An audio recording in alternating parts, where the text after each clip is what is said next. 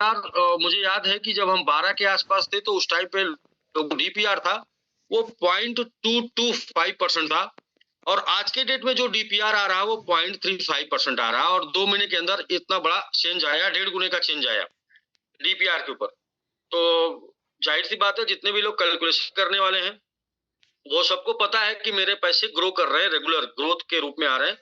सबसे महत्वपूर्ण पॉइंट जिसके ऊपर बार-बार चर्चा होती थी, बार-बार चर्चा मैं करता था या हम लोग सब लोग बार-बार चर्चा करते थे, वो ये है कि आपको आपका वैल्यू बढ़ के मिलेगा। अब जब वैल्यू बढ़ के मिलने लगा तो लोग क्वांटिटी की खोज कर रहे हैं। तो श्रीमान क्वांटिटी की खोज आप लोग ना करें। क्वांटिटी की खोज के लिए नया सबमिट स्टेक करें, जहां पर आपको क्वांटिटी बढ़ के आएगी, पुराना वैल्यू बढ़ के आएगा। तो वैल्यू पुराने से लीजिए और नए से क्वांटिटी लीजिए और जब तक रीस्टेक चलता रहेगा यानी स्टेकिंग चलती रहेगी तब तक जो है कैरियर बना रहेगा। तो अभी मैंने 1 महीने का सबसे कमिटमेंट किया था, 10 के नीचे नहीं आएगा। 1 महीने वो गुजर गया, 18 नवंबर को 1 महीने गुजरा।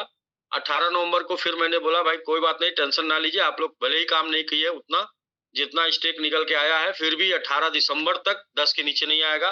तो 18 दिसंबर का क्या देख रहे हैं आप लोग, 30-35 के बीच में चल रहा है, 35 के आसपास है। तो नीचे आने की बजाय क्या है, वो 3 गुना ऊपर चला गया और 3 गुना ऊपर जाने से 1.5 गुना आपकी वैल्यू भी बढ़ गई। क्वांटिटी पर ध्यान ना दीजिए, क्वांटिटी को मेंटेन करना है तो आप नया स्टेक करिए।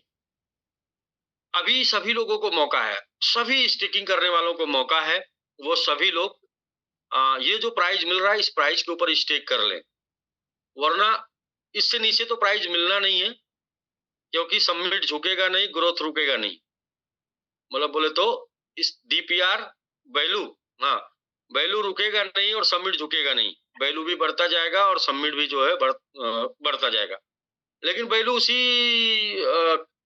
कंडीशन में बढ़ेगा जिस कंडीशन में डीपीआर स्टेक आना चाहिए। हम स्टेक को 1 लाख कंसीडर करके आपको रिटर्न देते रहेंगे। स्टेक को 1 लाख कंसीडर करके, आप स्टेक 50,000 कराएंगे तो भी हम मान लेंगे आपने 1 लाख कराया। आप 25,000 कराएंगे तो भी हम मान लेंगे आपने 1 लाख कराया, उसके अकॉर्डिंग आपको रिटर्न देते जाएंगे। लेकिन एकदम से आप नहीं कराएंगे तो समझ में आएगा कि कोई भी इंटरेस्टेड नहीं है और जब कोई इंटरेस्टेड नहीं होगा तो फिर हमको भी इंटरेस्ट आजकल जो ना आजकल जो है आप जाएंगे तो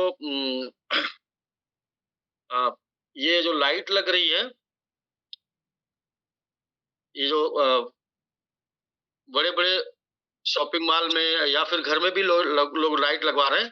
तो जब उधर कोई जाता है तो लाइट जलती है, उसको पता नहीं क्या मैं मिस कर रहा हूँ। सर वो सेंसर लाइट होता है। सेंसर लाइट, जी, जी, सेंसर लाइट।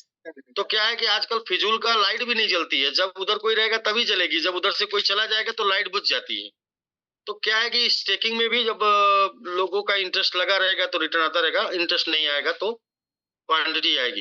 तो क्वांटिटी चाहिए या वैल्यू, आप सभी लोग तय कर लें और मुझे लगता है कि वैल्यू आएगी तो गाड़ी आएगी, घर आएगा, खुशियां आएंगी, कर्जा मुक्त होंगे। क्वांटिटी आएगी तो इन फ्यूचर आप बड़ा आदमी बन सकते हैं, लेकिन वर्तमान तो मुश्किल से गुजरेगा। तो ये जो है इन फ्यूचर का देखना है कि वर्तमान का देखना है। देखिए सबमिट उन 5 प्लेटफॉर्म के ऊपर काम कर रहा है जिनके ऊपर कोई भी करेंसी किसी एक प्लेटफॉर्म के ऊपर काम करती है। 5 मैकेनिज्म के ऊपर काम कर रहा है। पहला मैकेनिज्म मार्केटिंग, जो कि आप देख रहे हैं सोशल मीडिया में हमारा टेलीग्राम 55,000 मेंबर हैं, जो कि हम लोगों ने काउंट करना शुरू किया 12,000 से, 12,000 से हम लोगों को बताना शुरू किया। आज 55,000 मेंबर हैं टेलीग्राम के ऊपर।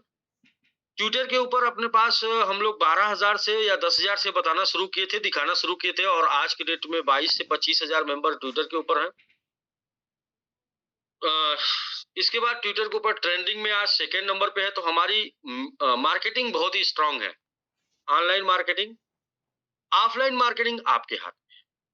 दूसरा हम बात करें यूटिलिटी की, तो हमारी यूटिलिटी में हम लोग ऑफलाइन यूटिलिटी जैसे कि शॉपिंग पोर्टल के ऊपर जाके सबमिट के थ्रू शॉपिंग करना, वर्ल्ड वाइड प्लेटफॉर्म रेडी कर चुके हैं कि पूरे दुनिया में कहीं भी किसी करेंसी से कोई भी प्रोडक्ट परचेज किया जा सकता है सबमिट डिपॉजिट करके, मतलब सबमिट डिपॉजिट करके पूरी दुनिया में कहीं भी कोई भी प्रोडक्ट परचेज किया जा सकता है और कंपेटिटिव प्राइस में।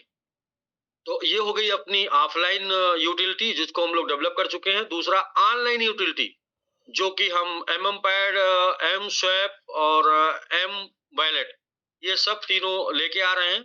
आपको एम स्वैप हमने दे दिया है और फिर हम लोग जो है आपको एमएमपैड दे देंगे 15 को 15 को, और जल्दी ही within 1 week 15 days within 2024 हम आपको दे देंगे एम वॉलेट, जहां पर मल्टी वॉलेट होगा। किसी भी ब्लॉकचेन के कॉइन को आप रख पाएंगे और ट्रस्ट वॉलेट और फैंटम के फेज को आप वहां पर डालकर अपना एक्सेस कर पाएंगे। तो ये हो जाएगा डिसेंट्रलाइज वॉलेट, और ये हो गया ऑफलाइन यूज और ऑनलाइन यूज, दोनों यूज हो गया। नेक्स्ट बात करते हैं हम लोग स्टेकिंग की।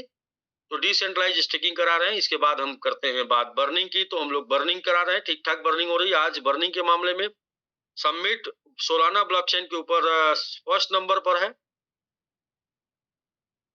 जाके उसे आप चेक कर सकते हैं। तो बर्निंग है, बर्निंग के बाद फिर है ग्रोथ चार्ज।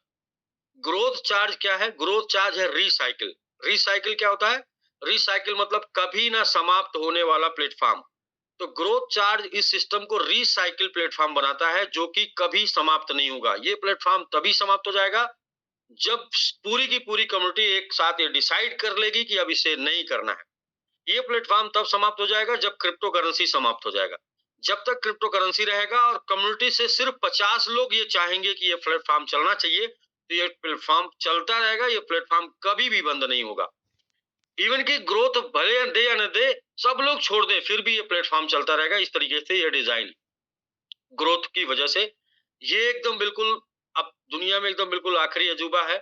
और नेक्स्ट बात आती है ओएलपी की। तो ओएलपी लिक्विड प्रोवाइडर, आप आजकल सुन रहे होंगे कि बड़े बड़े इंस्टीट्यूशन होते हैं, वो फंडिंग करते हैं कॉइन को और रेट बढ़ाते हैं, इसके बाद अपने फंड को निकालते हैं, रेट गिरता है। जैसे कि माइक्रो शेलर का आपने नाम सुना, क्रिप्टो इंडस्ट्री में ब्लैक रॉक का आपने नाम सुना। तो ये अपने प्रॉफिट के लिए पैसे लगाते हैं और फिर निकालते हैं। तो मार्केट बढ़ता है अचानक से, फिर मार्केट गिरता है अचानक से, वहां पर लोगों का पैसा फंस जाता है, लोग अपना पैसे को नहीं निकाल पाते। लेकिन हम लोगों के यहाँ ओएलपी प्रोग्राम है, एएलपी प्रोग्राम है, जो कि अचीवर के बीच में ही हम लोग कर रहे हैं। तो ये मल्टीपल लोगों के बीच में किया जा रहा है, जिसकी वजह से ना तेजी से और ना ही अचानक बढ़ेगा और ना ही तेजी से गिरेगा। धीरे धीरे बढ़ेगा और धीरे धीरे गिरेगा, क्योंकि 2000 लोगों ने एक साथ ओएलपी दिया नहीं और ना ही 2000 लोग एक साथ ओएलपी लेंगे। इसके अलावा इसी फंड से अलग अलग एक्सचेंज पे लिस्ट कराने का काम, और दूसरा चीज इसी फंड से हम लोग जो है इसको स्टेबल करने का काम करेंगे। तो जो कि हो रहा है, आप देख रहे हैं, बहुत जल्दी हम एमएक्सी के ऊपर या फिर बिटमार्ट के ऊपर आ रहे हैं। हमारे अभी बचे हुए 3-4 एक्सचेंजों में बिटमार्ट का नाम नहीं था। तो एमएक्सी या बिटमार्ट जल्द से जल्द 2 से 3 दिन में हम आपको सूचना देने जा रहे हैं। एमएक्सी और बिटमार्ट दोनों में से किसी पे आने जा रहे हैं। इसके बाद अपने पास बचा हुआ है बिंगेक्स, फिर इसके बाद बचा हुआ है बिटमार्ट, बिटगेट। इन दोनों एक्सचेंजों की सूचना भी आपको जल्दी से जल्दी मिल जाएगी और टारगेट है मार्च 2025 तक बाइबिट पे, और इसके बाद फिर नेक्स्ट टारगेट है बाइनेंस पे आने का बुल रन के टाइम पे। जब पहले पता था कि बुल रन 2025 जनवरी फरवरी मार्च में आ जाएगा, लेकिन अभी जब पता चल रहा है कि बुल रन 2025 नवंबर अक्टूबर से लेके 2026 जनवरी फरवरी मार्च तक रहेगा, तो लास्ट टारगेट जो है हमेशा लास्ट बुल रन के टाइम पे ही होगा। लास्ट टारगेट है बाइनेंस लिस्ट करना, वो बुल रन के टाइम पे होगा, क्योंकि उस टाइम दुनिया में सबमिट को बता के दिखा के इसके बाद वहां से उसकी ग्रोथ शुरू होगी कम्युनिटी के दम पर, कम्युनिटी के फंड से। तो सर इन मैकेनिज्म के साथ जो